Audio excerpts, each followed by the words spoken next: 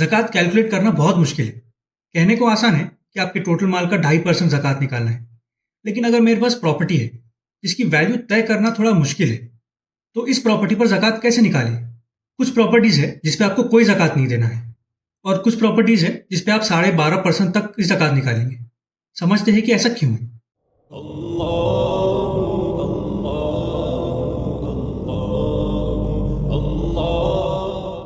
अस्सलाम वालेकुम दोस्तों। उसूल ये है कि प्रॉपर्टी पर कोई ज़कात नहीं देना है, क्योंकि प्रॉपर्टी अक्सर ज़ाती इस्तेमाल के लिए होती है।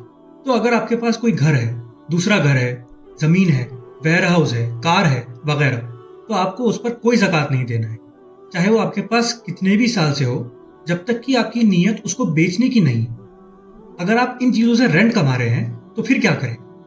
इस केस में ज़्यादातर उलमाओं का मानना है कि आपको उस चीज़ की वैल्यू पर ज़कात नहीं देना है, मगर रेंट की कमाई पर 2.5% ज़कात देना है, जैसे हम कैश के लिए देते हैं। लेकिन अगर आपकी नीयत उस प्रॉपर्टी की तिजारत करने की है, तो फिर आपको उस प्रॉपर्टी की पूरी वैल्यू पर 2.5% ज़कात देना है, अगर उस प्रॉपर्टी को रखे 1 साल हो जाए और उसकी कीमत निसाब से ज़्यादा हो। आज की तारीख में निसाब की वैल्यू 44,000 रुपये है।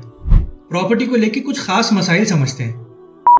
तिजारत मतलब उस प्रॉपर्टी को बेचकर मुनाफा कमाने की नीयत। अगर आप अपनी नीयत को लेकर कंफ्यूज्ड हैं और आपको मालूम नहीं है कि आप उस प्रॉपर्टी को ज़ाती इस्तेमाल के लिए खरीद रहे हैं या बेचने के लिए, तो आपको उस पर कोई ज़कात नहीं देना है। अगर आप ज़ाती इस्तेमाल की नीयत से ले रहे हैं और आपने सोचा कि अगर कोई अच्छी कीमत देने वाला मिल जाए तो बेच दूंगा, नहीं तो खुद इस्तेमाल करूंगा, इस केस में भी आपको ज़कात नहीं देना है। अगर आपने तिजारत की नीयत से किसी खेत को खरीदा और साथ ही साथ उस पर फसल भी उगा ली, तो आपको उस फसल की ज़कात देना है, जो 5 से 10% हो सकती है, और साल गुजरने पर आपको उस खेत की भी ज़कात देना है। ये दोनों ज़कात जुदा है और एक की अदायगी से दूसरी माफ़ नहीं होती है। मतलब मिलाकर 7.5% से 12.5% ज़कात देंगे। फसल पे एग्जैक्ट अमाउंट कितना होगा, ये हमने स्टॉक्स पे ज़कात वाली वीडियो में देखा था।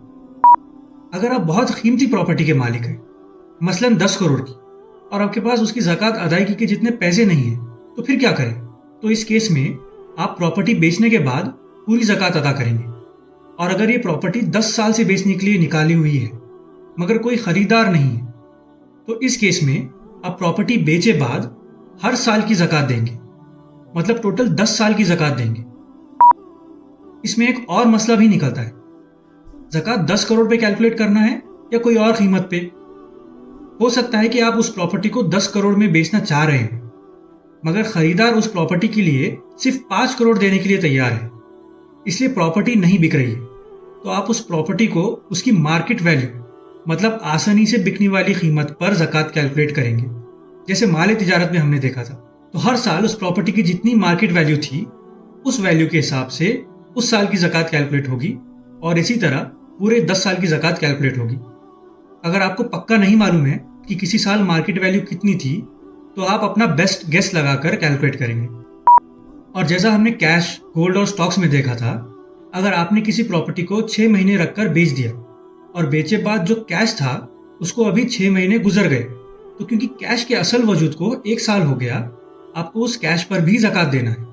उसी तरीके से अगर आपके पास 6 महीने कैश था और फिर आपने उन पैसों से कोई प्रॉपर्टी खरीद ली और उस पर 6 महीने गुजर जाए, तो आपको उस प्रॉपर्टी की कीमत पर भी ज़कात अदा करना है। ये दोनों केस में हम तिजारत वाली प्रॉपर्टी की बात कर रहे हैं, ज़ाती प्रॉपर्टी या रेंट पे दी जाने वाली प्रॉपर्टी की नहीं, उन पर ज़कात नहीं है। ये थे प्रॉपर्टी पे ज़कात निकालने का तरीका। अब तक हमने अलग अलग चीज़ों पर ज़कात कैलकुलेट करने के तरीके देखे हैं। इंशाल्लाह अगली वीडियो में हम ज़कात से जुड़े अहम मसाइल और गलत फहमियाँ समझेंगे।